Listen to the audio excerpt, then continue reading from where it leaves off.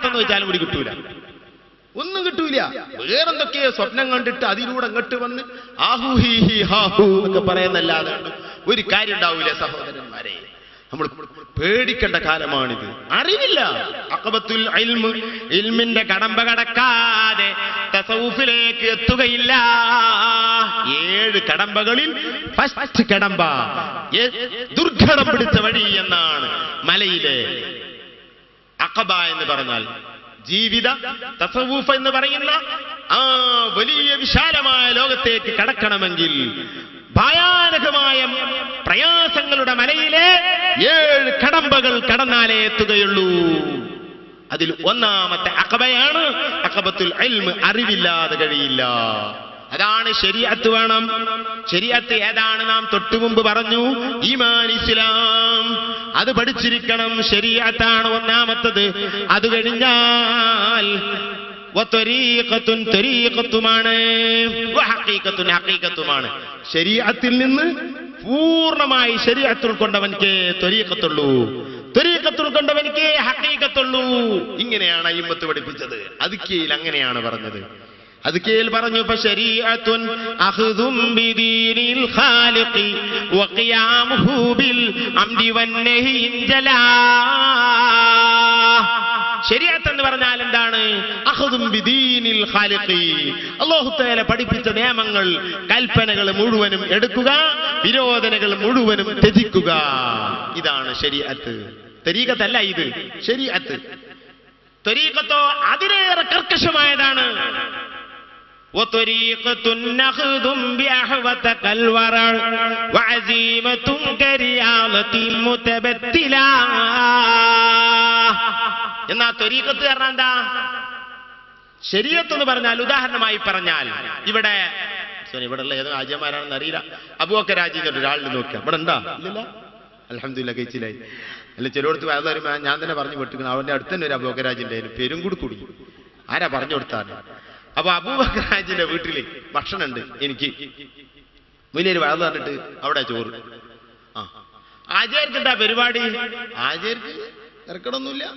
കുറച്ചൊക്കെ മൂപ്പരിങ്ങനെ അവിടെ കച്ചവടമുണ്ട്, ഇവിടെ കച്ചവടമുണ്ട്. പിന്നെ മൂപ്പർക്ക് ഒരു ചെറിയ ബാങ്ക് ഉണ്ട്.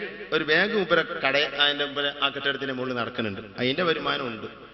അല്ലെങ്കിൽ വേറെന്തോ ഒരു ഹറാമായ എന്തോ ഒരു ബിസിനസ് ഉണ്ട്, അതുമുണ്ട്. അങ്ങനെ രണ്ടും കൂടി സകല ഗുലാബിയ മൂപ്പര വീട്ടിലെ ഭക്ഷണം. അവിടെ പോകാൻ പറ്റുമോ? അവിടുത്തെ ഭക്ഷണം മുസ്ലിംകൾക്ക് കഴിക്കാൻ പറ്റുമോ? ഇമാമിങ്ങൾ ചർച്ച ചെയ്യുന്നുണ്ട്. ഫതുഹുൽ മുഈനിലാക്കി ചർച്ചയുണ്ട്. ഇലോ ഫിഖ്ഹിന്റെ കിതാബിലും ആ ചർച്ചയുണ്ട്. 3 അഭിപ്രായങ്ങൾ അതിലുണ്ടാകും. ഞാൻ അവിടെ പറയുന്നില്ല.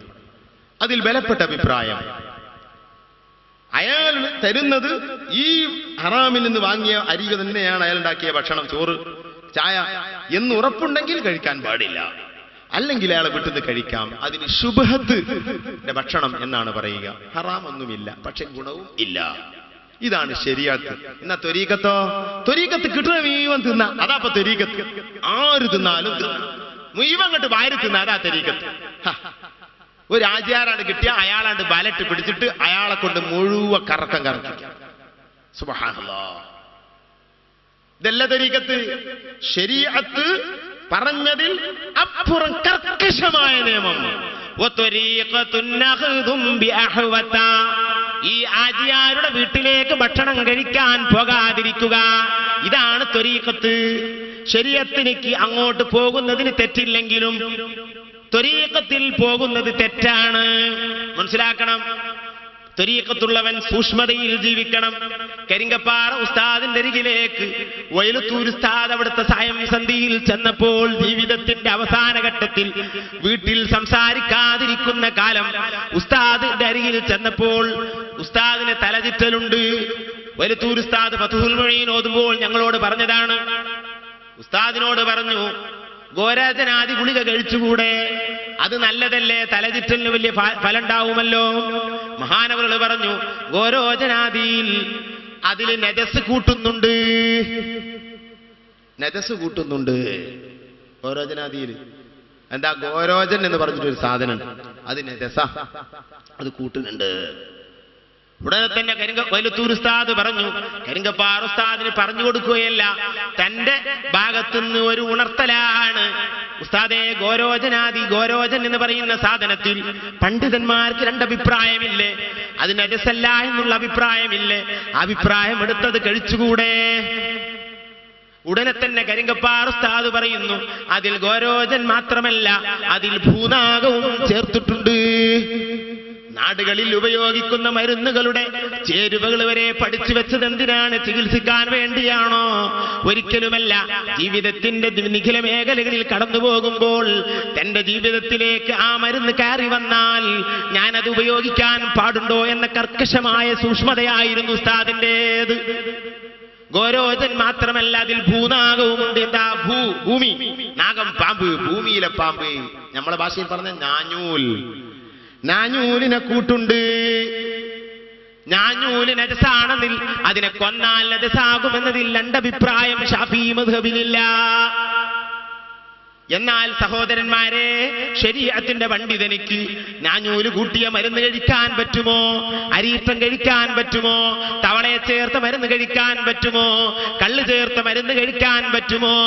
ഏത് നജസ് ചേർത്തുകൊണ്ടായിരുന്നാലും രോഗത്തിന് വിശ്വസ്തരായ ഡോക്ടർ എഴുതി തന്നാൽ, അത് നാടൻ മരുന്നായിരുന്നാലും അത് ഇംഗ്ലീഷ് മരുന്നായിരുന്നാലും ഹോമിയോ, യുനാനി ഏതു മരുന്നായിരുന്നാലും ലോകത്ത് അംഗീകരിക്കപ്പെടുന്ന ഏത് റൂട്ടിലൂടെയുള്ള ഏതു മരുന്നായിരുന്നാലും വിശ്വാസയോഗ്യനായ ഡോക്ടർ ഈ മരുന്നിന് എഴുതി തന്നതാണെങ്കിൽ അതിൽ നജസ് കൂട്ടുണ്ടെങ്കിൽ, കള്ള് തന്നെ കൂട്ടുണ്ടെങ്കിലും അത് ഉപയോഗിക്കാൻ പറ്റുമെന്നാണ് ശരീഅത്ത്.